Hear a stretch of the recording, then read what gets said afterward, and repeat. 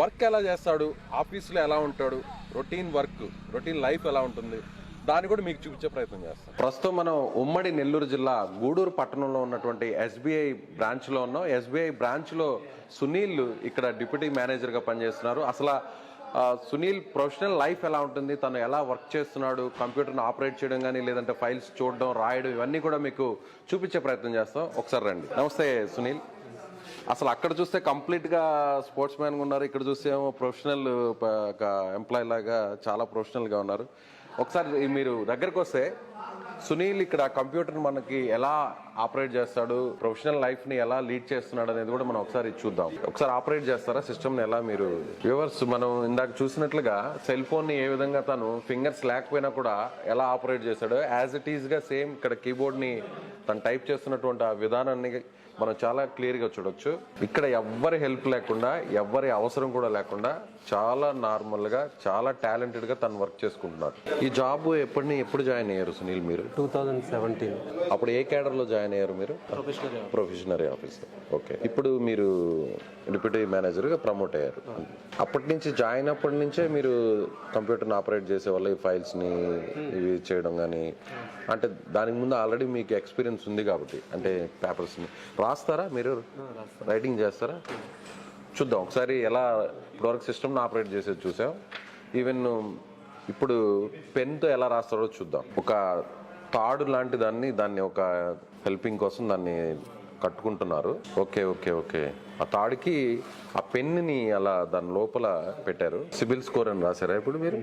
Okay. Writing కూడా చాలా నీట్గా అర్థమవుతుందండి. నార్మల్గా మనకి ఏ విధంగా వర్క్ చేసుకుంటారో అదే విధంగా ఆయన కంటిన్యూ చేస్తున్నారు.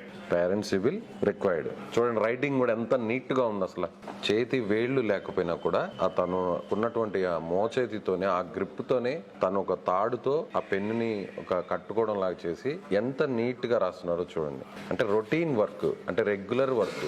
తన జాబ్లో ఎలాంటి ఒక నార్మల్ ఎంప్లాయీకి, నార్మల్ ఆఫీసర్కి ఎలాంటి వర్క్ ఉంటుందో ఆ వర్క్ని యాజ్ ఇట్ ఈజ్గా మన సునీల్ కంటిన్యూ చేస్తున్నారు. ఆ పేజీలని అటు ఇటు తిప్పడం కానీ, వాటిని చెక్ చేయడం కానీ, మౌస్ని కూడా ఆపరేట్ చేయగలుగుతారా? ఒకసారి చేస్తారా? ఇక్కడ నుంచి మీ బ్రాంచ్ నుంచి ఇంటికి ఎంత దూరం ఉంటుంది? 30 కిలోమీటర్స్. దేంట్లో వస్తారు ఎవ్రీడే మీరు?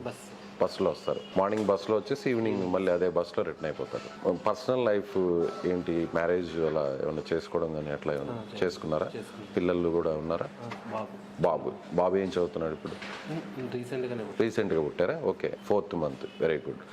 వైఫ్ నుంచి కూడా మీకు ఫుల్ కోఆపరేషన్ ఉంటుందా? మీకు ఏదైనా మీరు ఎక్కడైనా ఏదైనా డౌన్ అవుతున్నప్పుడు తన ఎంకరేజ్మెంట్ అలా ఏమన్నా ఉంటుంది? సో ఎవ్రీథింగ్ ఫ్యామిలీ సపోర్ట్ అనేది మాత్రం చాలా బాగుంది, చాలా బాగుంది. తోటి ఎంప్లాయీస్ నుంచి ఎలాంటి కోఆపరేషన్ ఉంటుంది మీకు? ఏదైనా వాళ్ళు సపోర్టింగ్ గా ఉండడం కానీ ఏదన్నా మీకు? బాగా సపోర్ట్ చేస్తారు. నేను జాబ్ జాయిన్ అయినప్పుడు నేను హైదరాబాద్లో వర్క్ చేసేవాడిని. మొన్న రీసెంట్గా 21లో ఇక్కడికి వచ్చాను అనమాట, ట్రాన్స్ఫర్. విధి ఒక చిన్న చూపు చూసినప్పటికీ, ప్రమాదం రూపంలో ఒక మనిషి జీవితాన్ని తలకిందులు చేసినప్పటికీ కూడా తనలో ఉన్నటువంటి ఆత్మవిశ్వాసం ఆ విధిని సైతం తలదించుకునేలా చేసినటువంటి ఒక చిన్న ఉదాహరణ కాదు, పెద్ద ఉదాహరణగా మనం సునీల్ చెప్పాలి. చాలా మంది కూడా చిన్న చిన్న విషయాలకు, చిన్న చిన్న ఇన్సిడెంట్స్ కి కుంగిపోతూ లైఫ్ ఇక్కడతో ఆగిపోయింది, ఇక్కడతో క్లోజ్ అయిపోయింది అనుకుంటూ చాలా మంది ఆత్మహత్యలు చేసుకోవడం, ఆ జీవితాన్ని అంతా కూడా అక్కడ వాళ్ళు చీకట్లో ముంచేసుకునేటువంటి పరిస్థితులు చాలా చూసాం. బట్ సునీల్ ని చూస్తే అలాంటి వాళ్ళందరూ కూడా కనువిప్పు కలుగుతుంది. అలాంటి వాళ్ళందరూ కూడా సునీల్ ని ఇన్స్పిరేషన్ గా తీసుకుని లైఫ్ ని చాలా ఛాలెంజింగ్ గా లీడ్ చేయొచ్చు అనే దానికి ఒక ది బెస్ట్ ఎగ్జాంపుల్ గా మనం సునీల్ లైఫ్ ని చెప్పవచ్చు. ఇది నెల్లూరు జిల్లాలోని ఒక ఛాలెంజింగ్ లైఫ్ ని లీడ్ చేస్తున్నటువంటి సునీల్ లైఫ్ స్టోరీకి సంబంధించినటువంటి అప్డేట్.